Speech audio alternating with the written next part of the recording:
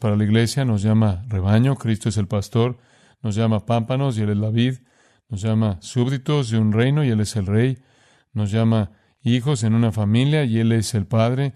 Hay muchas metáforas para la iglesia, pero una de ellas, y una que es única, es el concepto del cuerpo, que somos miembros del cuerpo de Cristo. Ahora, cuando entramos en la familia, entramos en ese cuerpo. Y 1 Corintios 12:14 dice, el cuerpo no es un miembro, sino muchos.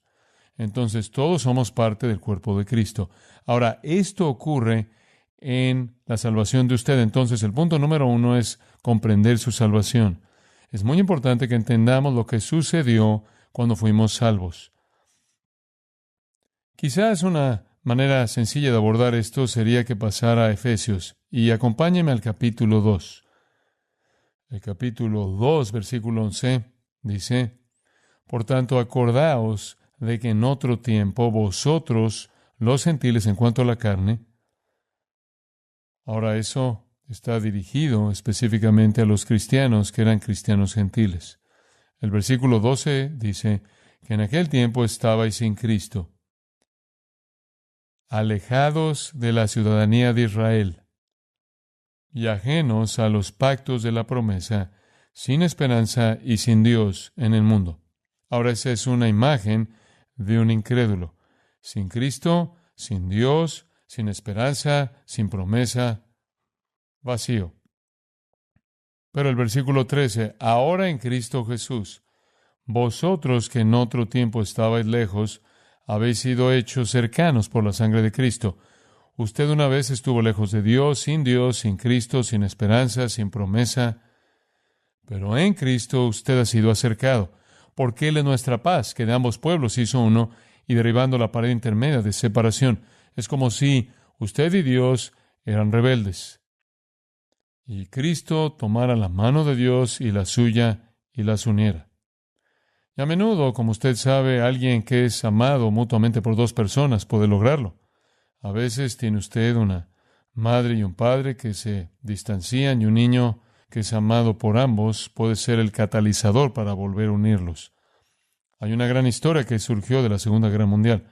Los franceses y los alemanes estaban luchando, los alemanes ocuparon una casa de campo y los franceses estaban tratando de tomar la casa de campo y se disparaban a lo largo del campo el uno del otro y de repente uno de los soldados gritó, detengan el fuego, porque había un bebé gateando por el campo. De alguna manera había salido de la granja y, por supuesto, los alemanes vieron al pequeño bebé y tuvieron la misma respuesta.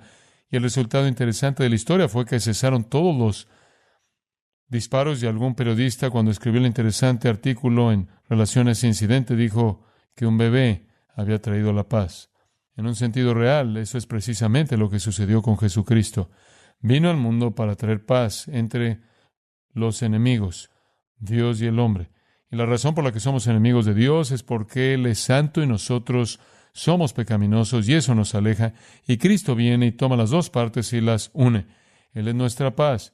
La metáfora aquí es que es como derribar un muro que estaba entre nosotros. Y no se trata solo de entre nosotros y Dios, sino entre judíos y gentiles. Ahora, más adelante dice en el versículo 16 que Él desea reconciliar tanto a los judíos como a los gentiles con Dios en un solo cuerpo por la cruz. Entonces, judíos y gentiles se unen y luego ambos en la iglesia se unen con Dios y la cruz logra esto. La cruz es aquello, el acto que quitó el pecado, y el pecado fue el muro. El pecado era la barrera entre nosotros y Dios, por lo que cuando se cumple la cruz y ponemos nuestra fe en Cristo, la barrera se quita, somos llevados a Dios en un solo cuerpo. Y entonces la iglesia es toda una. Si usted es bautista, presbiteriano, episcopal, cualquiera que sea su denominación, si usted ama al Señor Jesucristo y ha nacido de nuevo, usted es uno en el cuerpo de Cristo. En 1 Corintios 6:17 dice, el que se une al Señor, un espíritu es con Él. Entonces, todos aquellos que están unidos a Cristo son uno en Cristo. Ahora, en el capítulo 4 de Efesios, el versículo 17 habla un poco acerca de nuestra vida antes de que fuéramos cristianos. Esto digo pues, y requiero en el Señor que ya no andéis como los otros gentiles. ¿Cómo andan los otros gentiles? ¿Cómo actúan las personas que no son salvas? En la vanidad de su mente, teniendo el entendimiento entenebrecido, ajenos de la vida de Dios por la ignorancia que en ellos hay, por la dureza de su corazón. Están más allá de lo que pueden sentir. En otras palabras, sus conciencias ya no los controlan realmente. Han cauterizado su conciencia, la han desobedecido durante tanto tiempo que tiene poco efecto. Así que esa es la imagen de una persona inconversa, camina como los paganos en la vanidad de su mente, les guiado por sus propios pensamientos, su entendimiento está oscurecido, realmente no puede conocer la verdad, está alejado de la vida de Dios, espiritualmente muerto, su corazón está ciego, no tiene ningún sentimiento hacia Dios, etcétera. Se entrega a las cosas malas, una forma de vida sin refreno a la inmundicia, a la codicia y todo eso, mas vosotros no habéis aprendido así de Cristo. Cuando usted recibe a Cristo, comienza una vida completamente nueva y todo eso deja de existir en la nueva vida en Cristo. Entonces hay una transformación tremenda. Otro pasaje en Efesios 2, para verlo, capítulo 2, versículo 1. Efesios 2:1 dice, y Él os dio vida a vosotros cuando estabais muertos en vuestros delitos y pecados. Antes de ser cristiano, usted estaba muerto. No físicamente muerto, sino espiritualmente muerto. Y cuando hablamos de muerte espiritual, nos referimos a la incapacidad de responder a Dios. Recuerdo que un día, cuando estaba sentado en mi oficina, un niño entró corriendo y dijo, por favor, venga aquí a la calle, mi madre necesita ayuda, nuestra hermanita acaba de morir. Y aquí en Roscoe Boulevard, a una media docena de casas o algo así, me apresuré caminando por la calle y entré y había un bebé, una bebé hermosa, una bebé creo que de unos 4 meses, acostada en la cama, tan azul como podía estarlo, muerta como una piedra, y la madre estaba llorando y sollozando, y no había ninguna explicación hasta dónde ella sabía sobre cómo murió la bebé. Ella besaba al bebé y la cargaba en sus brazos, y nada de lo que pudiera hacer hacía que el bebé viviera, porque la muerte física es una incapacidad para responder. Y me ayudó como una buena ilustración, porque probablemente el más fuerte de todos los afectos en términos humanos sería el afecto de una madre por un hijo.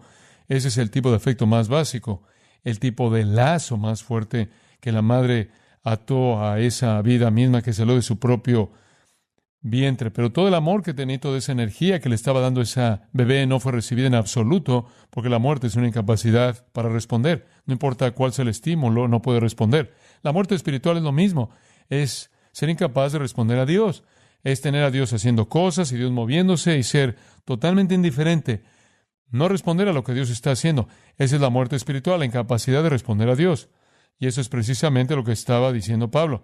Antes de que usted fuera cristiano, usted estaba muerto en delitos y pecados. Su vida se caracterizaba por la carne, por los deseos de la carne, los deseos de la mente, dice el versículo 3.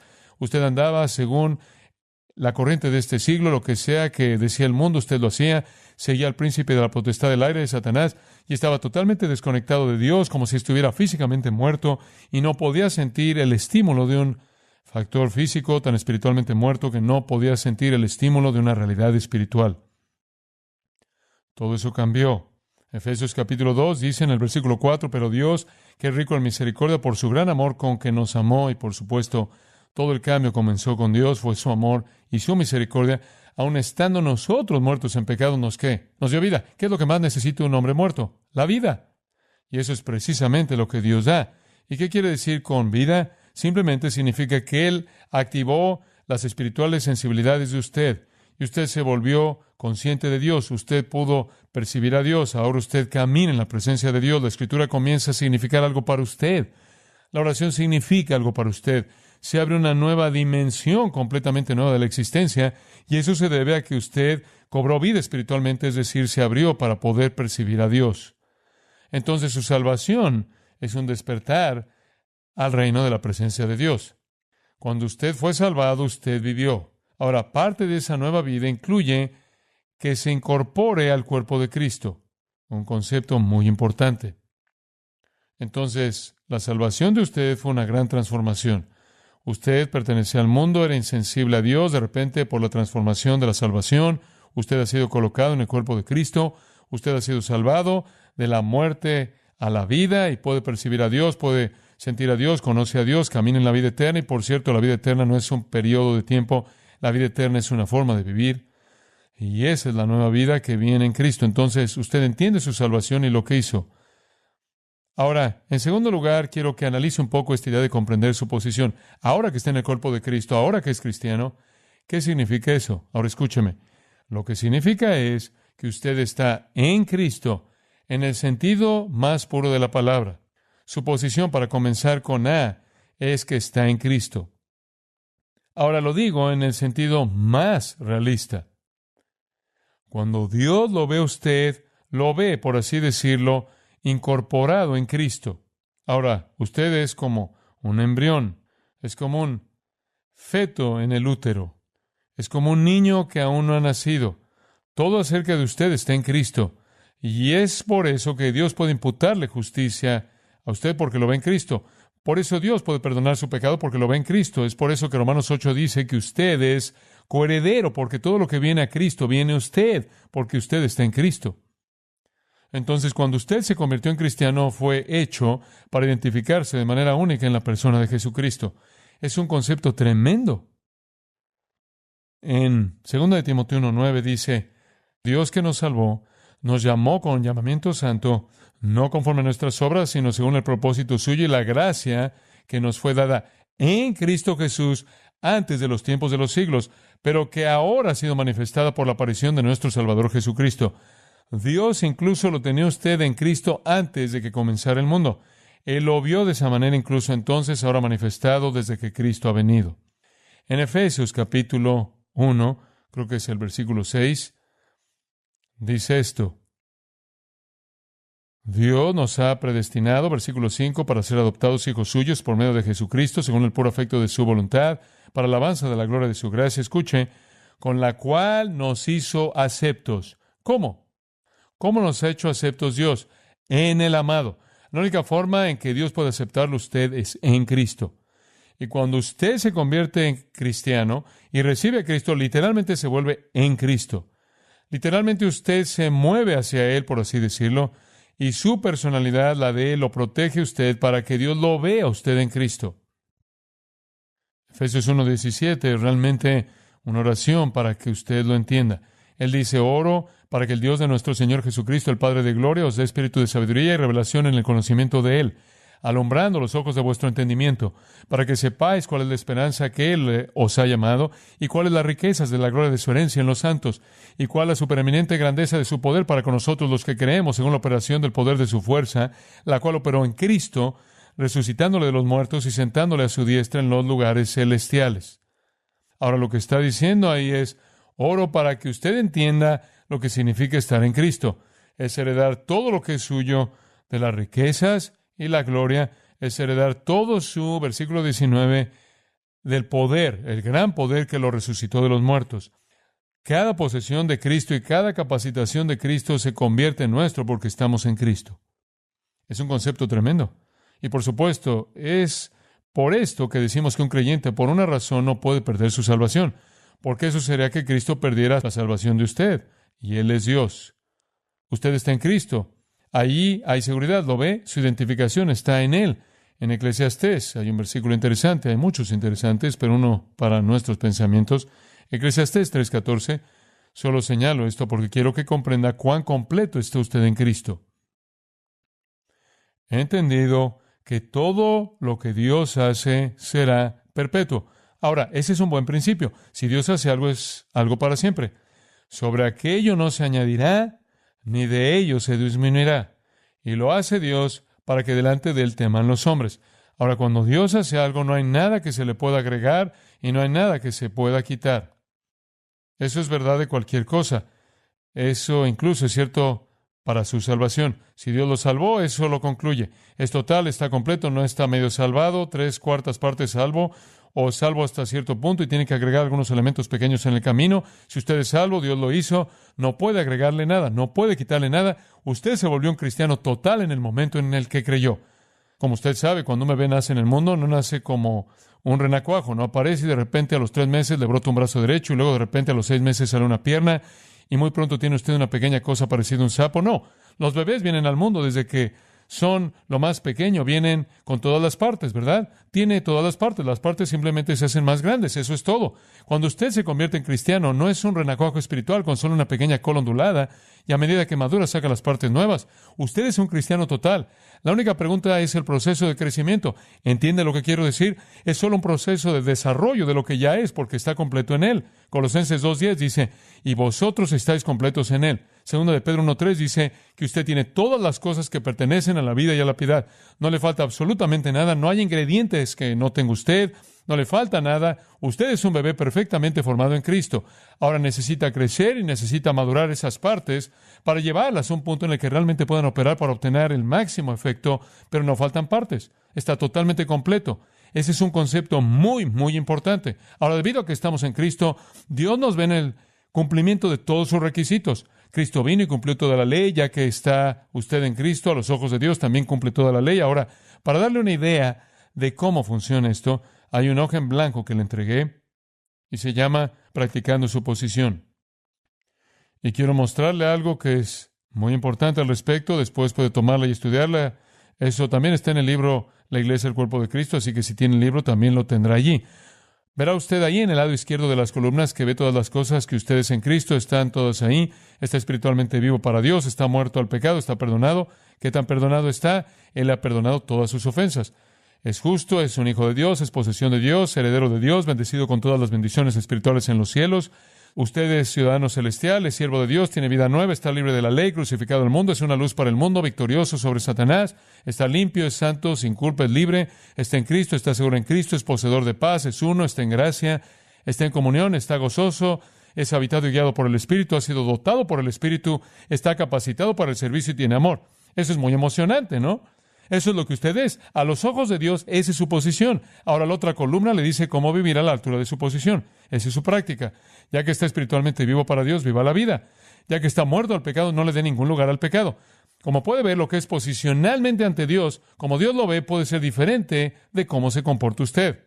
Recuerdo cuando era un niño pequeño, un niño del vecindario, fue una mala influencia. O sea, como usted sabe, me hizo pensar que fumar un puro era una especie de algo bueno, así que fumé un puro y pensé, vaya, esto realmente es vivir, usted sabe, algo grande. Entonces decidió que me mostraría cómo podía robar cosas de la tienda de 10 centavos. Realmente era un gran niño, simplemente está con malas influencias y no es cierto. Pero de todas maneras terminamos robando algunas cosas de Sears. Cuando salimos de la tienda, el detective de la tienda nos atrapó y nos metieron en la cárcel de la ciudad, mientras llamaban a mi padre que jugaba golf con unos diáconos. Y pobre hombre no sabía lo que estaba pasando. De cualquier manera vino a la cárcel, pensó que era un error y tenía a los diáconos con él, iban a regresar, no podría ser mi hijo. De cualquier manera él viene y yo estoy en la celda allí, sentado allí, entonces mi papá llega y me saca de allí. Y como usted sabe, recuerdo ir a la iglesia y mi papá era el predicador, así que, como usted se imaginará, todos sabían quién era yo, se corrió la voz de que estaba en la cárcel y no hizo mucho por la imagen de mi familia. Pero de todas maneras la gente suele decirme, oh, ¿cómo pudiste hacer eso? ¿No sabes quién es tu padre?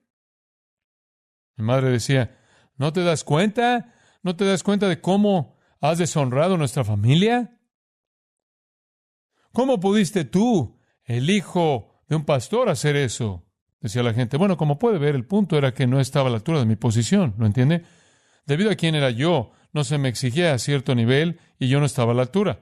Eso es cierto espiritualmente. Vea la columna de la izquierda, eso es lo que es usted. ¿Está a la altura de eso? Bueno, eso es lo que se supone que usted debe hacer. Ahora, las Escrituras nos dan ambos lados. Hay muchas Escrituras sobre nuestra posición y hay muchas sobre nuestra experiencia, nuestra práctica. Y necesitamos tener ambas. Necesita ser consistente.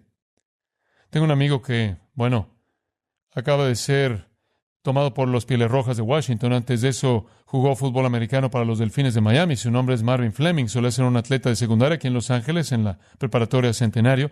Y jugó durante unos 5 o 6 años con Vince Lombardi en los Empacadores de Green Bay. Y suele decir que lo asombroso de los años en los que Lombardi fue entrenador, y esos fueron los años en los que ganaron todo tipo de campeonatos, era que la gente jugaba más allá de sus capacidades.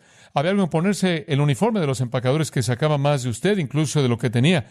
Había algo tan digno de ser un empacador de Green Bay que simplemente estaba a la altura del nombre y la reputación. Suele haber en los grandes años de los Yankees de Nueva York el mismo sentimiento, donde decían que el simple hecho de ponerte el uniforme de los Yankees te convertía en un jugador completamente diferente. Bueno, creo que en cierto sentido esa es la idea de ser cristiano. Hay una cierta posición que tenemos como cristianos que debemos vivir. Y lo trágico que ocurre en la vida de un cristiano es que a menudo su práctica no coincide con su posición, ¿verdad? Y lo que el Espíritu Santo le está diciendo es, ¿qué estás haciendo actuando así? ¿No sabes quién eres? ¿No sabes quién es tu padre? Entonces su práctica debe coincidir con su posición, pero su posición es perfecta. Está usted en Cristo y su posición lo asegura para siempre. Acabo de terminar el manuscrito de un libro, Las claves para el crecimiento espiritual, y en toda la primera sección hacemos esta distinción clara de que el crecimiento espiritual no tiene nada que ver con su posición. Su posición ya es perfecta. El crecimiento espiritual ocurre en el área de su práctica para que coincida con su posición. Entonces, eso es algo muy importante. Muy bien, entonces, entendiendo su posición en primer lugar está en Cristo. En segundo lugar, debido a que está en Cristo, también está en el cuerpo de Cristo, la iglesia. Usted tiene una posición muy importante allí. Muy importante, y quiero darle una pequeña idea de eso usando esta transparencia. Claro, en el centro de la iglesia está Cristo, el Espíritu de Cristo. Cristo gobierna en la iglesia mediante evangelistas y pastores maestros, y esto le está dando la organización de la iglesia en forma circular. El Espíritu de Cristo gobierna a través de evangelistas y pastores maestros. Su ministerio consiste en equipar a los santos. Los santos entonces son equipados por los líderes de la iglesia para ministrar. Cuando los santos ministran, el cuerpo de Cristo es edificado o desarrollado, y el resultado de eso es que los elegidos se añaden, las personas se salvan. Ahora, esto es básicamente una simple mirada a la estructura de la iglesia. El corazón o la cabeza de la iglesia, Cristo, el Espíritu de Cristo, a través de los evangelistas y pastores maestros o los ancianos de la iglesia, los santos son equipados.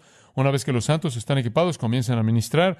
Una vez que comienzan a ministrar, el cuerpo se edifica, y cuando el cuerpo se edifica, los escogidos se agregan, las personas se salvan. Ahora, esa es la estructura de la iglesia. Ahora, en este punto, como cristiano nuevo, usted encaja aquí. Es un santo y su tarea es ser equipado. Someterse a la enseñanza, como dijimos ayer, y a la palabra de Dios y estudiar, ser equipado para que usted pueda ministrar. Porque cuando usted ministre, el cuerpo se fortalecerá y otras personas se salvarán. Ahora, esa es una explicación simple de la organización de la iglesia. Nuestra parte entonces es someternos a la enseñanza y al liderazgo.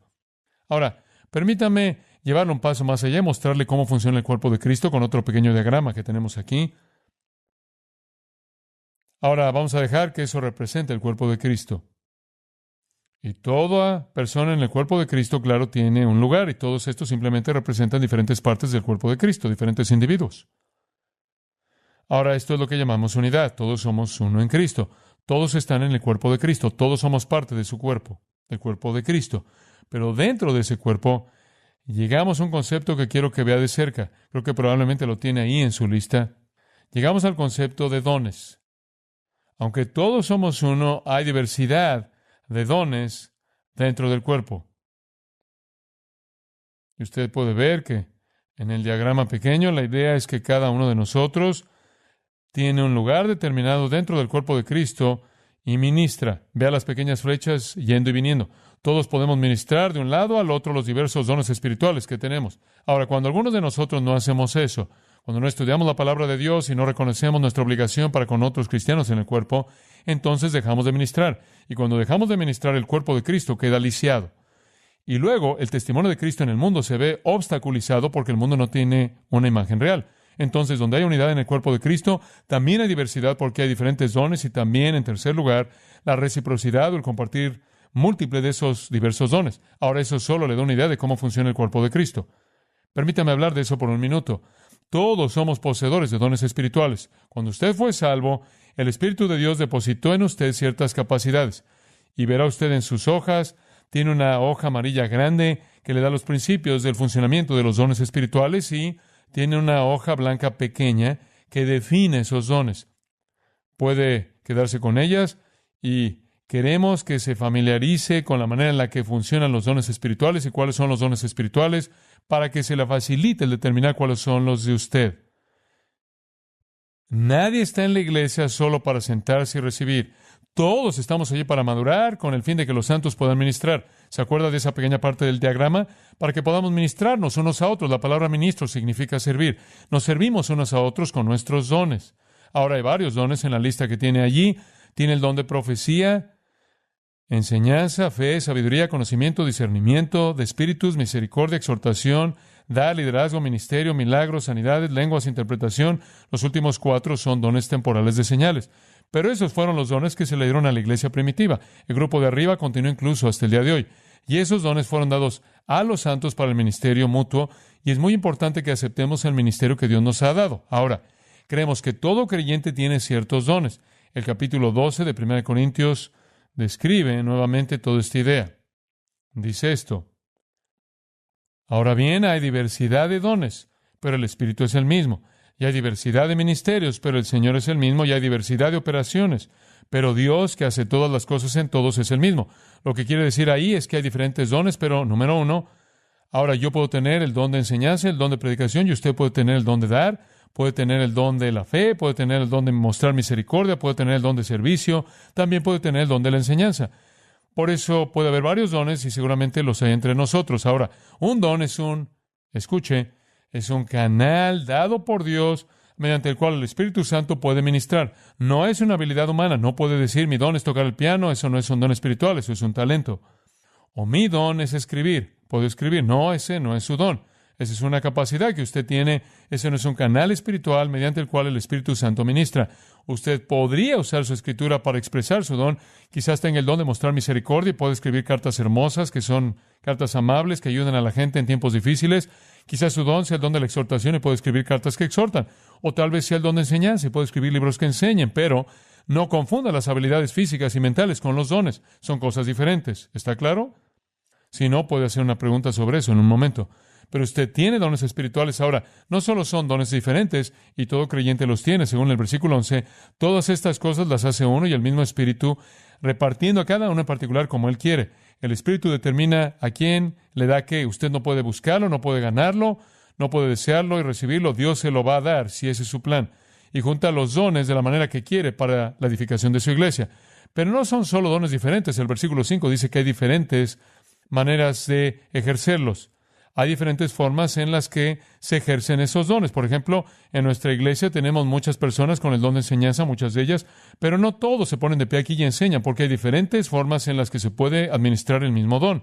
Solo usando a Brad como ilustración, Brad parece tener el don de enseñanza. Creo que él piensa que lo tiene y creo que nosotros también. La forma en la que él administra ese don es en una pequeña clase de personas. Tengo el don de enseñanza, pero la forma en que el Espíritu ha escogido administrar ese don es un grupo grande de personas, de modo que usted tiene el mismo don, pero maneras diferentes en las que se puede usar. Entonces, no necesita pensar que si usted tiene el don que tiene otra persona, debe hacer lo mismo que ellos. No, existen tantas maneras diferentes de ejercerlo como dones y probablemente más. Y hay diversidad de operaciones, pero todos en el cuerpo de Cristo tienen un don.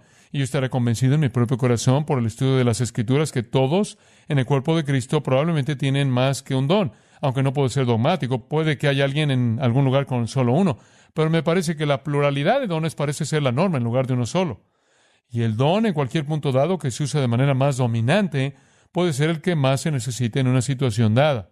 Pero todos tenemos dones espirituales y esas son capacidades a través de las cuales el Espíritu Santo puede ministrar a su cuerpo. Mi don no es para mí, es para usted. Mi don de enseñanza no me hace ningún bien, le hace bien a usted.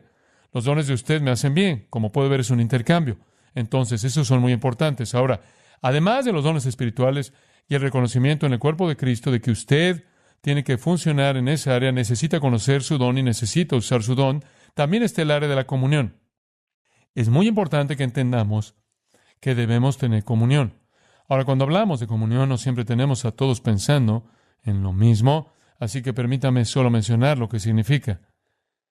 No solo debemos ministrarnos unos a otros en dones espirituales, no solo debemos compartir esos dones, sino que la comunión significa que intercambiamos una preocupación mutua y nos preocupamos unos por otros. Por ejemplo, el Nuevo Testamento dice, confesad vuestras ofensas unos a otros. Usted podría simplemente estudiar el Nuevo Testamento, encontrar todos los unos a los otros, edifíquense los unos a los otros, reprendeos los unos a los otros, exhortaos los unos a los otros, restauraos los unos a los otros, amaos los unos a los otros, orad los unos por los otros, edificaos los unos a los otros. Todos esos unos a los otros son responsabilidad de un cristiano para con su hermano y su hermana cristianos. Entonces, no solo debemos ministrar nuestros dones, sino que también debemos expresar esa comunión mutua de un lado a otro, algo muy importante. Entonces, cuando usted se volvió cristiano, entró al cuerpo de Cristo. Usted está en Cristo posicionalmente, de tal manera que todo está asegurado y usted es perfecto posicionalmente. Su práctica debe estar en armonía con eso. Cuando usted se volvió cristiano, no solo estaba en Cristo, sino que estaba en el cuerpo de Cristo. Y como un miembro de un cuerpo, deben funcionar juntos. Un cuerpo que no coopera consigo mismo es espástico y es un cuerpo deshonroso. Lo vemos y sentimos lástima por él. Un cuerpo que coopera es algo hermoso. Vemos un deportista que está bien coordinado y calificado y decimos, ¿no es algo tremendo ver el desarrollo? Y estamos entusiasmados con alguien que está bien coordinado. Bueno, también es cierto en el ámbito espiritual. Nuestro testimonio en el mundo depende del tipo de presentación que hagamos del cuerpo de Cristo al mundo. un cuerpo en funcionamiento que coopera, donde el pie y la mano están haciendo las cosas que se supone que deben hacer y no están parados diciendo ojalá fuera la nariz y demás. Ese es el problema de 1 Corintios 2. Entonces, donde hay cooperación habrá testimonio y un ministerio eficaz. Y después, además de los dones mutuos que usamos en el cuerpo, somos responsables unos por otros para asegurarnos de que estamos viviendo el tipo de vida que deberíamos vivir. Queremos edificarnos unos a otros, orar unos por otros, aconsejarnos unos a otros, reprendernos unos a otros si es necesario, confesar nuestras ofensas, etcétera, etcétera, etcétera. Esas son las responsabilidades del creyente en el cuerpo. Ahora, la clave, el último detalle pequeño en su nota ahí, la clave de todo, creo, es el amor. Donde existe amor en el cuerpo de Cristo, todos estos ministerios van a funcionar. Y yo añadiría que el amor solo existe donde hay humildad. El amor solo existe donde hay humildad verdadera. Y realmente necesitamos tener un sentido de humildad, y creo que solo proviene de conocer a Dios, conocer a Cristo, y cuando vemos lo gloriosos que son, entenderemos lo bajos que somos, y ese es el comienzo de la humildad real. Y donde somos humildes podemos ministrar a otras personas. Muy bien, eso es solo una introducción básica a cómo usted funciona en el cuerpo, y ahora vamos a pasar algunas preguntas por un tiempo, así que en este punto les toca a ustedes. Audiencia. Una cosa que hace el cuerpo, y lo hacemos juntos, es adorar. ¿Podrías explicar dos cosas? ¿Qué es la adoración y por qué la hacemos los domingos? John. Adorar es simplemente alabar a Dios. Puede adoptar muchas formas diferentes. Cualquier forma en la que alabes a Dios es adoración. Realmente creo que las dos cosas clave para adorar a Dios serían exaltar la persona de Él, o hablar de su persona. Por ejemplo, en el Antiguo Testamento adoraban al Señor diciendo que Dios es grande y Dios es maravilloso y Dios es santo y Dios es justo y Dios es un Dios puro y Dios es un Dios todopoderoso. Y cada vez que recitas la persona de Dios, eso alaba a Dios. Eso en un sentido es adoración. Otro aspecto de la adoración es simplemente recitar la persona de Dios y pensar en la persona de Dios y meditar en la naturaleza de Dios, sino en las obras de Dios. Adoramos a Dios cuando decimos: Dios, tú eres el Dios que creó el mundo, eres el Dios que hizo el hombre, eres el Dios que dividió el mar rojo, eres el Dios que sacó a Israel de Egipto, eres el Dios que restauró a Israel de Babilonia, eres el Dios que envió a Jesucristo, eres el Dios que lo levantó de entre los muertos, eres el Dios que dio el Espíritu Santo en el día de Pentecostés, eres el Dios que ha hecho esto en mi vida, eres el Dios que edificó su iglesia aquí. En otras palabras, cuando no solo exaltas su persona, sino también sus obras, estás adorando a Dios en un verdadero sentido. La adoración es algo simple, entonces, es simplemente nuestra concentración en la persona y las obras de Dios. Y claro, el corazón del que proviene la adoración debe ser un corazón puro. Dios acepta nuestra adoración cuando proviene de un corazón puro. Tú no puedes decir: bueno, Dios, quiero decirte lo maravilloso que eres y lo agradecido que estoy por ti, mientras que albergas pecado en tu vida. Eso es burlarse de Dios. Por lo tanto, la adoración debe provenir de un corazón puro. La adoración en las Escrituras puede incluir muchas cosas. Puede incluir la lectura de las Escrituras. Tenemos ilustraciones de eso. Puede incluir la oración. La adoración puede incluir cantar. Muchas veces en el Antiguo Testamento adoraban al Señor con canciones, exaltando su persona y sus obras poderosas en canción o en oración o en la lectura de la palabra. La adoración también puede incluir la mesa de comunión, porque la mesa de comunión exalta la obra de Dios en Cristo en la cruz. Exalta no solo su obra en la cruz, sino que no nos recuerda la mesa de comunión de su amor y su perdón y su misericordia y su gracia y todos esos aspectos de su persona. Entonces, la mesa de la comunión es un acto de adoración. Puedes adorar a Dios solo, puedes adorar a Dios en un grupo, puedes adorar a Dios con un grupo de cualquier tamaño. La adoración no es vitrales y música de órgano, la adoración es la actitud de tu corazón alabando a Dios por quien es, por lo que ha hecho. Ahora, la razón por la que los cristianos adoran los domingos es simplemente porque el domingo fue el día en el que el Señor Jesús resucitó de entre los muertos. En el Antiguo Testamento adoraban al Señor el último día de la semana, el día de reposo, un día de descanso. Pero cuando Jesucristo se levantó de entre los muertos, el primer día de la semana, comenzaron a celebrar la resurrección. La iglesia nació de la resurrección. Y la próxima vez que vemos a los discípulos reunidos es el primer día de la semana, y luego nuevamente el primer día de la semana. Ese se convirtió en el patrón, y a lo largo del libro de los Hechos comienzas a verlo reuniéndose el primer día de la semana, y eso fue para conmemorar la resurrección. La ley del día de reposo del Antiguo Testamento fue apartada para Israel para su descanso. Es interesante que a pesar de que estén los 10 mandamientos, el único de los 10 mandamientos que nunca se repite en el Nuevo Testamento es el mandamiento a guardar el día de reposo. Más que un día de descanso, el domingo cristiano es un día de recuerdo de la resurrección de Cristo de entre los muertos. Y hay mucha evidencia en el Nuevo Testamento de que la primera iglesia se reunía para la adoración colectiva el primer día de la semana, y entonces aceptamos eso, pero ese es simplemente el día tradicional. Nuestra adoración a Dios debe ocurrir todo el día, todos los días, los 7 días de la semana. Y realmente no importa, estás tan involucrado en adorar al Señor hoy, el sábado por la mañana, como lo estarás el domingo por la mañana. No hay nada sagrado en particular sobre el día, es simplemente un día que se estableció debido al recuerdo de su resurrección. Audiencia, me gustaría hacer 2 preguntas. Una es, ambas son de dones espirituales, y me preguntaba, ¿hay conflictos entre los diferentes dones espirituales? John, ¿a qué te refieres con conflicto? Audiencia, quiero decir, ¿tienes problemas si tuvieras un exhortador y un maestro? John, bueno, puede que tengas problemas, tienes problemas donde quiera que tengas gente, como tú sabes, pero donde sea que estemos hay problemas, pero la idea del don espiritual es simplemente que el Señor usa ese don en unidad, de manera unificadora. Por ejemplo, tu don espiritual puede operarse de manera carnal, en la carne. Entonces vas a tener problemas. Pero si andas en el Espíritu y el Espíritu ministra a través de ti y el Espíritu también ministra a través de todos los demás, entonces habrá una unidad que creerá el mismo Espíritu. Pero vendrá la discordia. Por ejemplo, a menudo nos damos cuenta de que una persona tiene un problema y van a haber 3 personas diferentes tratando de decirle a esa persona qué hacer. Y van a tener 3 perspectivas diferentes sobre las cosas y todo se confunde. Esto nos ha ocurrido muchas veces y nos damos cuenta de que entonces alguien está fuera de sintonía con el Espíritu Santo porque el Espíritu Santo no es el autor de la confusión. Entonces puede ser que si usaras tu don de una manera carnal sin caminar realmente en el Espíritu, podrá haber confusión, pero si el Espíritu Santo realmente está operando a través de esos dones y nos entregamos a Él, entonces habrá unidad. Se llevará a cabo una unificación. Lo que tienes que hacer es no preocuparte por cuál es tu don, solo preocuparte por caminar en el Espíritu, vivir una vida controlada por el Espíritu, confesar tu pecado y entregarte a Él, y el Espíritu Santo operará el don a través de ti, lo sepas o no.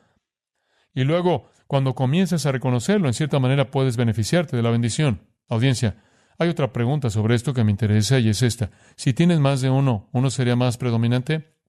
John, es posible que lo sea, no sabemos por las Escrituras.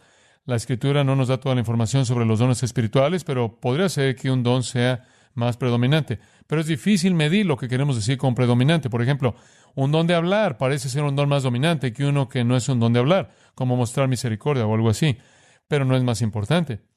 Y podría ser que no se use en términos de oportunidad y tiempo. Puede que ya no se use, simplemente parece ser más dominante debido a su naturaleza. Por ejemplo, tengo un don que obviamente es un tipo de don dominante. En otras palabras, me pongo de pie y le digo a todos estas cosas y eso tiende a dominar. Donde puede haber muchos de ustedes aquí esta mañana que tienen otros dones y yo ni siquiera puedo ver esos dones porque son solo dones ministeriales en lugar de ser dones vocales. Eso no hace ninguna diferencia entre ellos en términos de utilidad o en términos de frecuencia. Ahora, en la vida de un solo individuo puede haber variaciones. Puede ser que en algún momento de mi vida le sea más útil a Dios en el don de la enseñanza y otras veces en las que le sea más útil a Dios en el don de la administración. Entonces es difícil ser analítico al respecto. Uno puede parecer dominar por un tiempo y otro puede pasar a primer plano, pero Dios los usa por su Espíritu como Él quiere. No creo que debas preocuparte por eso. Audiencia, entiendo acerca de la salvación, que tenemos salvación, no la perdemos, pero me han preguntado en Mateo 24, versículo 10, donde dice que muchos se apartarán en los últimos días. ¿Eso se está refiriendo a los cristianos? John. Bueno, veámoslo. Mateo 24, 10, simplemente abran sus Biblias para que nos aseguremos de que tenemos el contexto correcto. Y claro, aquí estás hablando de el tiempo de la tribulación, entonces la iglesia ya se ha ido para este tiempo, fuera del mundo. Muchos tropezarán entonces y se entregarán unos a otros y unos a otros se aborrecerán. Y por haberse multiplicado la maldad, el amor de muchos se enfriará. Muchos falsos profetas se levantarán y engañarán a muchos, mas el que persevera hasta el fin, éste será salvo. Ahora, algunos dicen que lo que tienes aquí es la revelación de lo falso. En otras palabras, bajo presión. Las personas que se adhirieron al cristianismo durante el tiempo de la tribulación, bajo la presión del ataque de la bestia y cualquier otra cosa, comienzan a caer. Otros dicen que es una referencia directa a Israel. Por ejemplo, en la primera mitad de la tribulación habrá un pacto entre Israel y el anticristo. Y todo será pacífico y maravilloso, y tal vez haya una reconstrucción de la religión en Israel. Y ellos van a estar adorando en su templo de nuevo, y de repente la bestia viene a la mitad de la semana y destruye esa cosa. En el versículo 15 se lleva a cabo la abominación desoladora, y podría ser que en ese momento los que realmente no son seguidores de la verdad, aquellos que realmente no son creyentes en Dios, se manifestarán porque van a desertar. Así que no creo que se refiere ahí a los cristianos, creo que se refiere a aquellos que se han apegado a sí mismos, y puede ser Israel, así como la posibilidad de estar apegados al cristianismo. Audiencia. Bien, tenía una pregunta más, y era sobre reprender a un hermano y acudir a él con amor. Digamos que está en pecado, tiene problemas, y tratar de ayudarlo a salir de sus problemas, y él, si él es obstinado, simplemente él no está buscando ayuda ni la quiere. ¿Cuál es mi responsabilidad o la de otra persona en ese momento? John. Si lo reprendes y él no confiesa el pecado y se aparta del pecado, entonces sigues el patrón de Mateo 18, tomas 2 o 3 testigos, si no lo escucha, entonces se lo dices a la iglesia, que significa que puedes contárselo a un grupo de cristianos, a los ancianos de la iglesia, y ellos deben ocuparse de ello. Si no se ocupan de eso, entonces dice que lo tratas como un pagano y un recaudador de impuestos, Mateo 18, sáquenlo. El otro pasaje que indica eso sería que si él responde en algún punto del proceso, entonces lo amarías y lo restaurarías como un hermano. Gálatas capítulo 6, pero si él no responde, entonces lo rechazas. Segunda de Tesalonicenses 3 tiene el mismo problema. Si tu hermano no hace lo correcto, entonces lo amonestas como un hermano, pero rompes tu comunión con él. Muy bien, audiencia. De regreso a los dones espirituales, cuando estás hablando de milagros, sanidades, lenguas, interpretación de lenguas, siendo de la iglesia de antes, porque conozco a mucha gente, como sabrás, que creen que es como sabrás. ¿Tienes alguna prueba, versículos bíblicamente para probar que no es relevante hoy día? John, lo que sugeriría al respecto para que no nos involucremos demasiado en esto es que tenemos una cinta sobre milagros, sanidades y lenguas, y creo que si consigues eso, realmente te va a dar una respuesta completa y te va a ayudar a poder hablar con la gente sobre eso. Muy bien, milagros, sanidades y lenguas. Audiencia.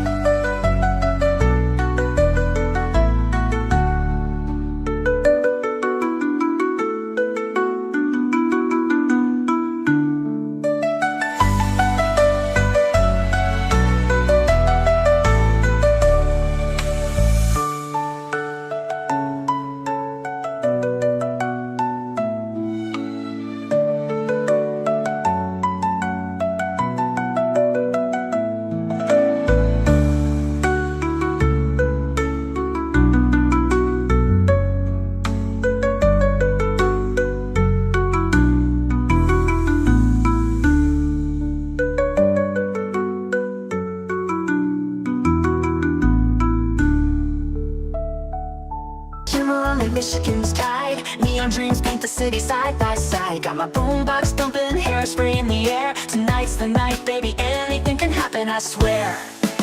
He's got eyes like fire, a smile like a summer day. And when he looks at me that way, my heart just starts to sway. He's across the room, but I know what he's thinking. Underneath this disco ball, our hearts are gonna be linking. When he's sitting nice, hearts beating like a drum. Got that magic feeling, something beautiful's begun. He's holding out his hand under the neon glow. Tonight we're gonna rewrite the stars, baby, don't you know? We're cruising down Lakeshore Drive, radio blasting our song. He's holding my hand tight, knows how to treat a girl right all night long. We're young, we're wild, got the whole world at our feet. This feeling's electric, baby, can't you feel the heat? He leans in close, whispers secrets in my ear. The city fades away, all I hear is him right here. Fireworks in my soul, this moment's meant to be. Underneath the Chicago moon, he's everything to me. He's got eyes like fire, a smile like a summer day. And when he looks at me that way, my heart just starts to sway. He's across the room, but I know what he's thinking. Underneath this disco ball, our hearts are gonna be linking.